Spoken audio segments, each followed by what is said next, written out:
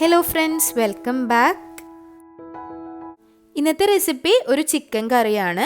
വളരെ സ്പെഷ്യലായിട്ട് എന്നാൽ എളുപ്പത്തിൽ ഉണ്ടാക്കിയെടുക്കാൻ പറ്റുന്ന ഒരു ചിക്കൻ കറിയുടെ റെസിപ്പിയാണ്. കോഴി താളിച്ചതെന്നാണ് പറയുന്നത്. കൂടെ തന്നെ ഞാൻ പൊട്ടറ്റോ കൂടി ആഡ് ചെയ്തിട്ടുണ്ട്. അപ്പോൾ ഉരുളക്കിഴങ്ങും അതുപോലെ ചിക്കനും കൂടി ചേർത്തിട്ട് ഉണ്ടാക്കിയെടുക്കാൻ പറ്റുന്ന നല്ല രുചിയുള്ള അധികം സ്പൈസി അല്ലാത്ത ഒരു കോഴിക്കറിയാണ്. ചപ്പാത്തി, പത്തിരി അതുപോലുള്ള ബ്രെഡ് ഐറ്റംസിൻ്റെ കൂടെ നല്ലൊരു കോമ്പിനേഷനാണ്. അപ്പോൾ നമുക്ക് എങ്ങനെയാണ് റെഡിയാക്കുന്നതെന്ന് നോക്കാം. ചെറുതായിട്ട് അരിഞ്ഞ ചിക്കനാണ് എടുത്തിട്ടുള്ളത്. 250 ഗ്രാമാണ്. വളരെ ചെറിയൊരളവിലാണ് കാണിക്കുന്നത്. അതുപോലെ ഒരുപാട് സ്പൈസി അല്ലാത്തൊരു കറിയാണ്. ഈ ഒരു കറി തയ്യാറാക്കേണ്ടത് വെളിച്ചെണ്ണയിലാണ്. അതാണ് അതിൻ്റെ ഒരു ടേസ്റ്റ് കിട്ടുക. ഒരു 2 ടേബിൾ സ്പൂൺ അളവിൽ വെളിച്ചെണ്ണ നന്നായി ചൂടായ ഒരു പാനിലേക്ക് ചേർത്ത് കൊടുത്തിട്ടുണ്ട്. ഇനി അതിലേക്ക് നല്ല ഫ്രഷ് ആയിട്ടുള്ള കുറച്ച് കറിവേപ്പില ചേർത്ത് കൊടുക്കണം. ഇതിലേക്ക് 250 ഗ്രാം ചെറിയുള്ളി എടുത്തിട്ടുണ്ട്.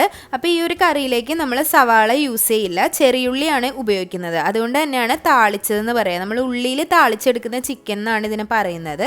ചെറിയുള്ളി ചേർത്തതിന് ശേഷം നല്ലപോലെ ഒന്ന് വഴറ്റി കൊടുക്കുക. ഇത് ഏകദേശം ഒരു 40 അല്ലി ചെറിയുള്ളി ഉണ്ട് കേട്ടോ. ഏകദേശം ഒരു 250 ഗ്രാമൊക്കെ ഉണ്ട്.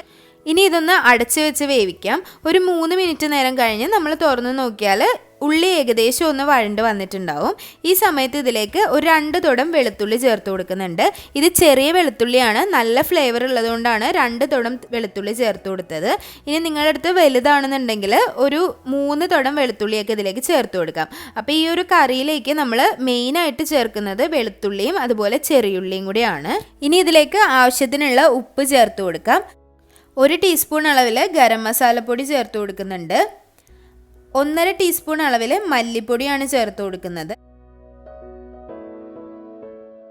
1/2 ടീസ്പൂൺ അളവിൽ മഞ്ഞൾപ്പൊടി ചേർക്കുന്നുണ്ട്. 1/2 ടീസ്പൂൺ അളവിൽ കുരുമുളക് പൊടി കൂടി ചേർക്കുന്നുണ്ട്.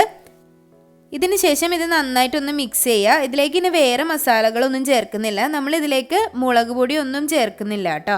അപ്പോൾ ഇത്രയും മസാല ചേർത്തതിന് ശേഷം നല്ലപോലെ ഒന്ന് വഴറ്റി കൊടുക്കുക. പച്ചമണമൊക്കെ മാറിക്കഴിഞ്ഞിട്ട് നമുക്ക് അതിലേക്ക് പൊട്ടറ്റോ ചേർത്ത് കൊടുക്കാം. ഒരു വലിയ പൊട്ടറ്റോ ആണ് എടുത്തിട്ടുള്ളത്. അതുപോലെ 1/4 കിലോ ചിക്കനാണ് എടുത്തിട്ടുള്ളത്. കറിക്ക് വേണ്ടി കട്ട് ചെയ്ത ചെറിയ പീസായിട്ടുള്ള 1/4 കിലോ ചിക്കനാണ് എടുത്തിട്ടുള്ളത്. ചിക്കനും പൊട്ടറ്റോയും ചേർത്ത് കഴിഞ്ഞിട്ട് നല്ലപോലെ ഒന്ന് മിക്സാക്കി കൊടുക്കുക.